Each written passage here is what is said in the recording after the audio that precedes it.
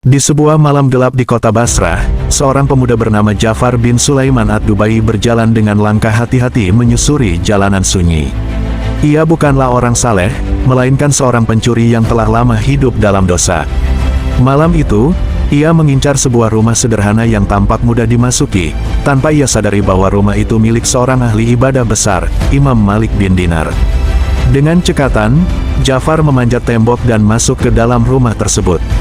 Gerakannya cepat dan senyap, terbiasa dengan dunia gelap yang ia jalani selama ini. Namun alangkah terkejutnya ia ketika mendapati isi rumah itu begitu sederhana. Tidak ada emas, tidak ada harta, hanya tikar lusuh dan peralatan seadanya. Rasa kecewa mulai menyelimuti hatinya. Ia merasa telah salah memilih target dan bersiap untuk pergi dengan tangan kosong. Namun saat hendak keluar, tiba-tiba telinganya menangkap suara lantunan ayat Al-Quran yang begitu menyentuh. Ia menoleh dan melihat Imam Malik bin Dinar sedang melaksanakan salat dengan penuh kehusyukan. Suaranya bergetar, dan air matanya mengalir tanpa henti. Setiap ayat yang dibaca terasa hidup, seakan langsung berbicara kepada hati Ja'far yang selama ini keras dan lalai.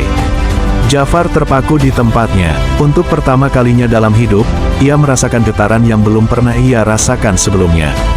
Kakinya seakan tak mampu melangkah, dan hatinya mulai dipenuhi kegelisahan yang aneh namun menenangkan.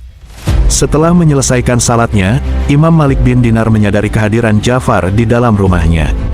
Namun tidak ada amarah di wajahnya. Dengan suara lembut, ia berkata, "Engkau tidak akan menemukan harta dunia di sini. Apakah engkau mau aku tunjukkan harta akhirat?" Kalimat itu sederhana, namun menghantam keras hati Ja'far. Seolah-olah semua dosa dan kesalahannya tiba-tiba terasa begitu nyata. Ia gemetar, dan tanpa sadar air matanya mulai jatuh membasahi wajahnya.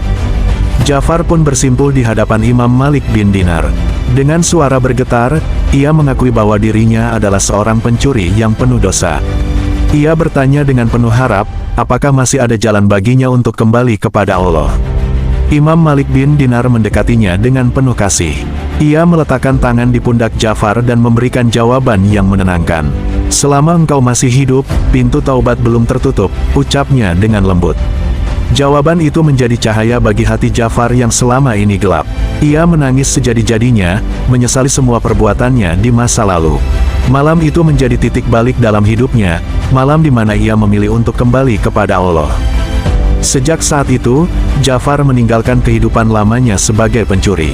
Ia mulai menata hidupnya dengan jalan yang baru. Ia belajar agama, memperbaiki diri, dan mendekatkan diri kepada Allah dengan sungguh-sungguh. Ja'far menjadi murid setia Imam Malik bin Dinar. Hari-harinya kini diisi dengan ibadah, ilmu, dan penyesalan yang mendalam atas masa lalunya. Ia menjalani hidup dengan penuh kesungguhan, berharap Allah menerima taubatnya. Seiring waktu, perubahan dalam diri Ja'far semakin terlihat. Ia dikenal sebagai pribadi yang lembut dan penuh rasa takut kepada Allah.